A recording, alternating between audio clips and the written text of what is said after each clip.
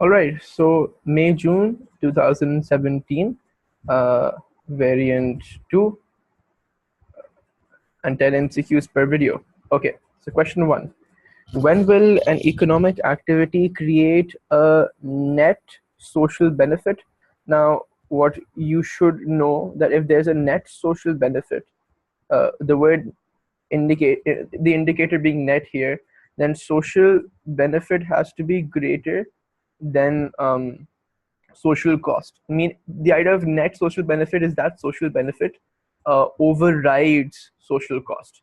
So, so the idea here, if you look at and you can denote social benefit as private benefit plus external, whoops, plus external benefit. So the way they've given this, private benefit plus external benefit minus private cost plus external cost, because obviously this is basically social cost, should be positive. And the reason is because if you subtract social benefit from social cost, this is basically what's happening here. You're basically subtracting social benefit from social cost. It should, since it's more than social cost, the idea here, it should be positive. So what gives you that? I believe it's B. So when private benefit plus external benefit minus private cost plus external cost is positive, so you're good to go. Question 2. The diagram shows the private, social costs and benefits of production in a free market that result in market failure. Which change in output would be necessary to overcome this market failure? Now, the idea here is that your socially optimum level of output that exists when marginal social cost is equals to marginal social benefit, right? So basically, if I do go with red, MSC is equals to MSV. So L is your socially optimum level of output. However, the market does not look at externalities. It does not look at social cost and benefit. It only looks at private costs and private benefit.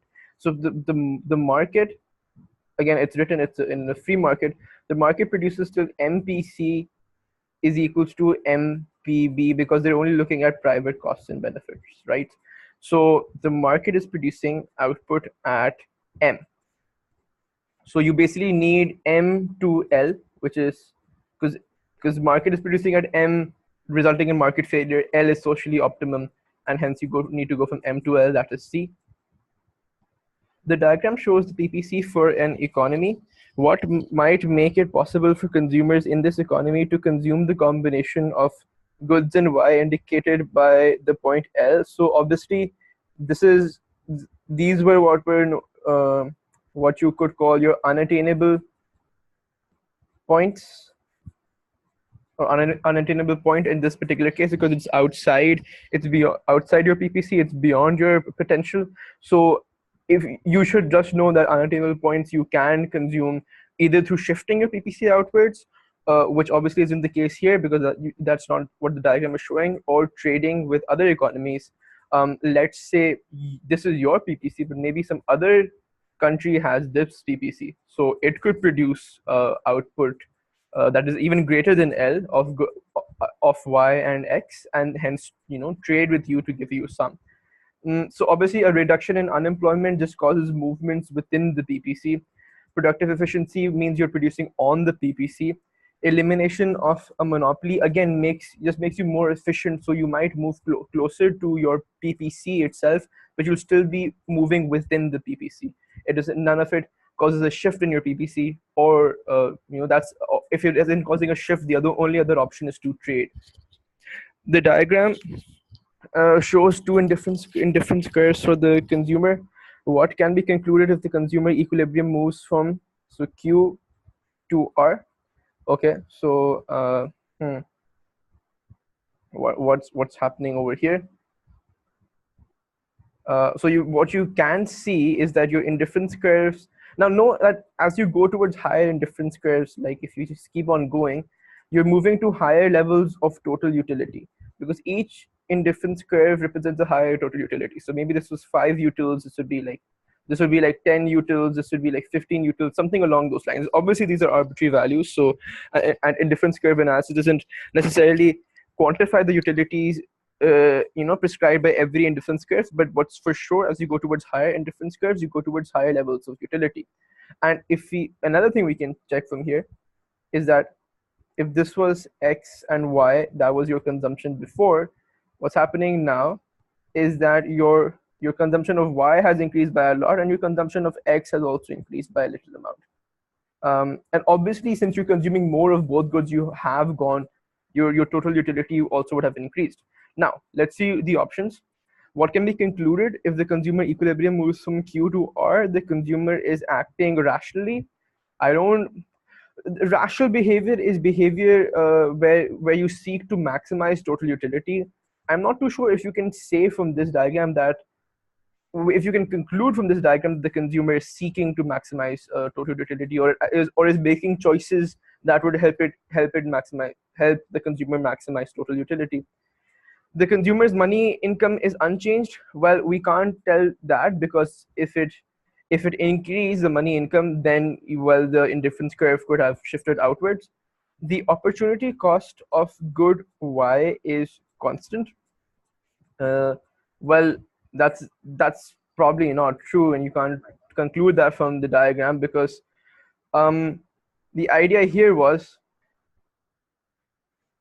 well, what's the idea? That if you look at a particular indifference curve, if you move from R to, let's say, this point Z, and hence you increase consumption of Y, you would have to decrease consumption of X. That the opportunity cost is shown by the downward slope of your indifference curves, which states that if you want more of one thing, you'd have to go with less of the other. So that is opportunity cost.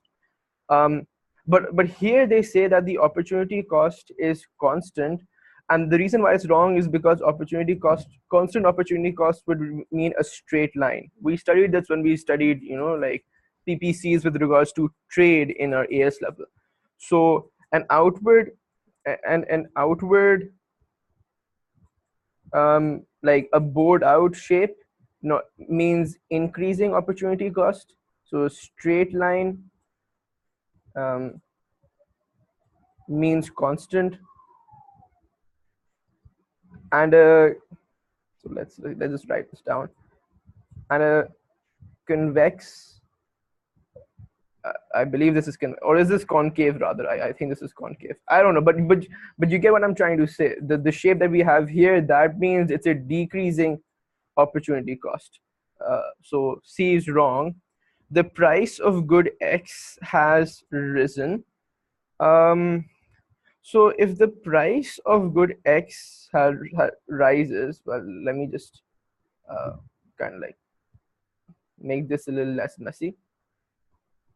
So let's draw a budget line, in fact, because that will kind of help us understand. So let's use red. Now, if this was your budget line, if the price of good X rose, that would have somewhat of a pivoted shift, because then you could buy, let's say, more units of good X. Good Y should have no effect though. So something along these lines, something like this. And I suppose if you draw it neatly enough, that does work for to get you combination R. If we try to draw this again a little neatly,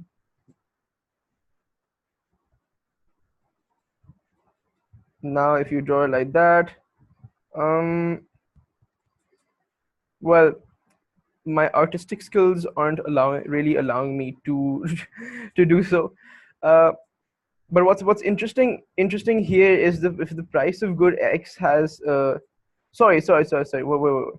Completely scrap that what I'm saying. If the price of good X has increased, then the amount of units you can buy of good X should decrease. So in fact, it would be an inward shift like this, which obviously, because you can buy less of good X. So obviously that is clearly not what's happening here. Okay, so you know that it's not this. You know that's not this. You know that's not this. Obviously, it would be A. Perhaps not something that I would have thought right off the top of my head would have been the absolute correct answer. But perhaps the reason here is because the consumer is trying to, as your equilibrium moves from Q to R, you are going to a higher level of utility, and behavior that seeks to maximize total utility is rational behavior. uh, I was a little unsure whether you can conclude this from the diagram, because you can conclude that the consumer has increased utility. Not too sure about maximizing utility, but I guess if he seeks to increase utility, that is closer to maximizing it. Yeah, you're moving towards your maximum total utility point, anyways. So that again is just behavior that is rational. Okay, and by elimination, all three other options were like obviously wrong. Anyhow, when the price of a good falls, okay, so there's a good, and it's when its price falls, the effect on the quantity demanded is the result of the income effect and the substitution effect. Which statement about these effects is correct? Now, no, the substitution effect is always positive, irrespective of the good, because you substitute in favor of it, because, well, it's cheaper. Income effect depends if you have a normal good or you have an inferior good. Remember, given goods are just types of inferior goods, so they still have more. Well, they will still have the income effect would be the same for both. In given goods, it's more extreme. The income effect just overrides the substitution effect. Anyhow, so think of it like this. So when the price of a good falls, your purchasing power increases, so your real income increases. When income increases, you have a positive effect on quantity or demand rather for normal, and you have a negative effect on demand or quantity demanded for inferior. That's what we studied in AS. Anyhow, so clearly for inferior goods, income and substitution effects do not work in the same direction. Look at these two signs. For inferior but not given goods, the income effect outweighs the substitution effect. Now, that's wrong, because in fact it's for given goods that your income effect outweighs the substitution effect. The reason being because if you look at the case for given, well, bad spelling. If you look at given, then even they would have a positive substitution effect and a negative income effect. But if the income effect is so strong that it outweighs the substitution effect, the overall effect on quantity demanded is negative. So think of it like this: price falls, and for given goods, quantity demanded also falls, which is true because then given goods have this type of demand curve, right? That isn't true in the case of inferior. So for given goods, the income effect would outweigh the substitution effect to have a direct relationship between price and quantity. That's not what the option says. The option says for inferior but not given. So just that would be wrong. For normal goods, C would be right, because for normal goods, your income effect and your substitution effect work in the same direction. And you can't really tell whether what outweighs what in normal goods. I mean, you can't necessarily generalize it like that. Depends on the good. So that's why D would be wrong. 6. Where is the long run output of a perfectly competitive firm? Okay. So if you kind of look at this, because I'm sure they won't give you a very simple answer, so you might need to look at a few options. So this is you have this, you had MC, this is your output, and you remember if this was long run, then you have normal profits. So AC is also at this particular point, minimum ACs are also at this point. Now look, where average costs are at a minimum, yes, you can say so. You can only say so in the long run though, because in the short run, AC could be under or over this point, because the perfectly competitive firm can make supernormal profits or losses in the short run. But in the long run, it'll only make normal profits. So yeah, you got your answer. Where average cost is at its minimum. You know it's at the minimum because MC cuts AC at the minimum point. Not when it's falling, not when marginal costs are minimum. When marginal costs are falling, no. So the simple answer would have been where MC is equals to MR, but they kind of twisted it around a bit. So you can go by this definition as well. just by looking at the diagram. Okay, so a firm estimates that all else remaining unchanged, an increase in output will result in an equal proportionate increase in its revenue.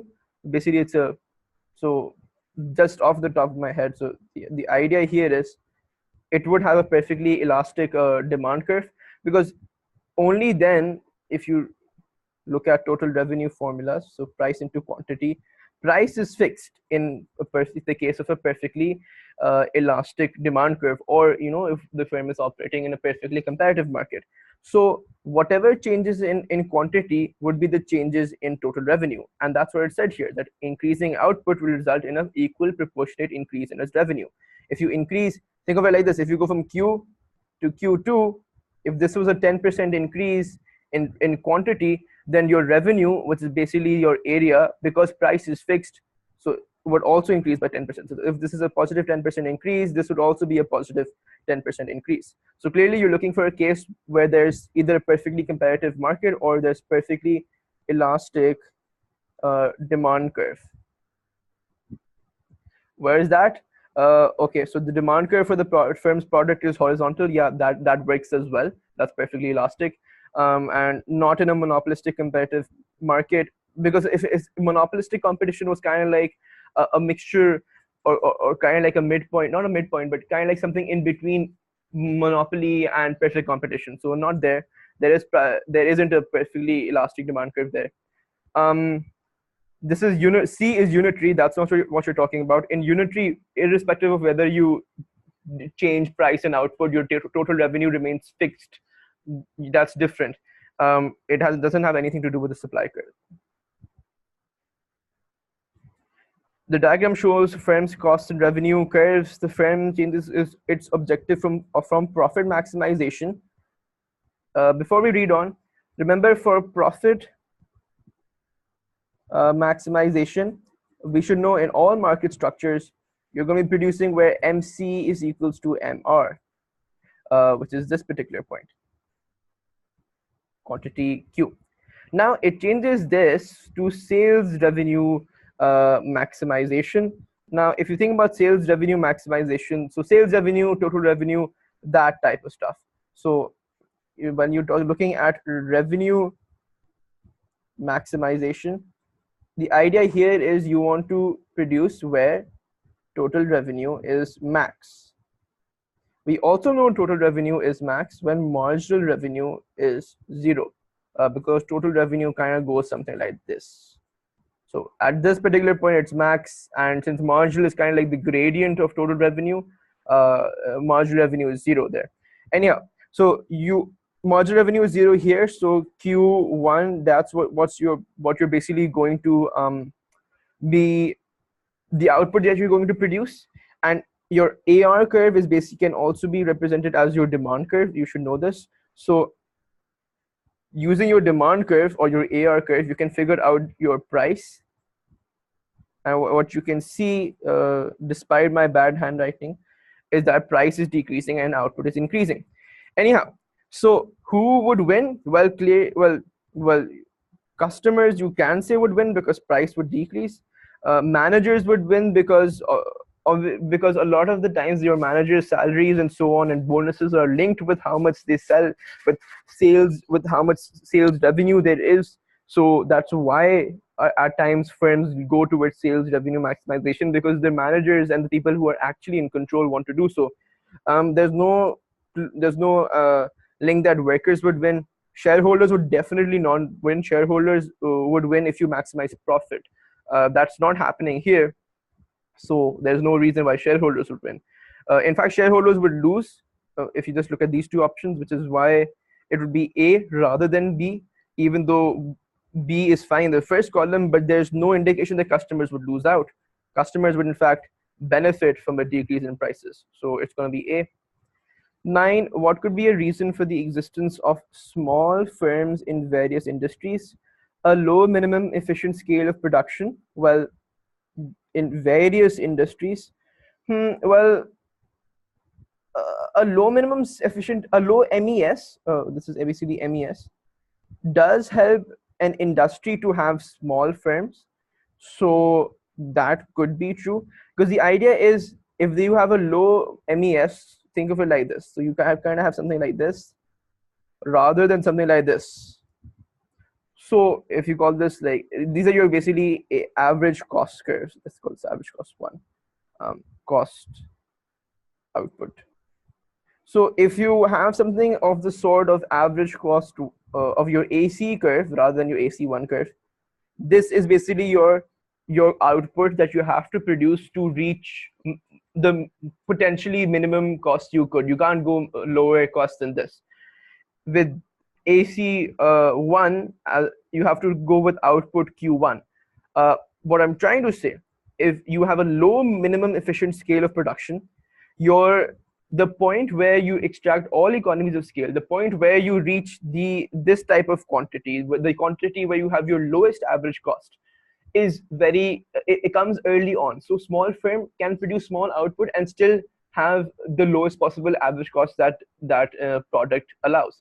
However, if you have something like steel or something where, and now look at average cost or curve one, if you have something of that particular sort, then you need to really spread the overheads and produce a lot of output before you reach the point of Q1, which is basically your minimum efficient scale, which is basically where average cost is minimum for the first time.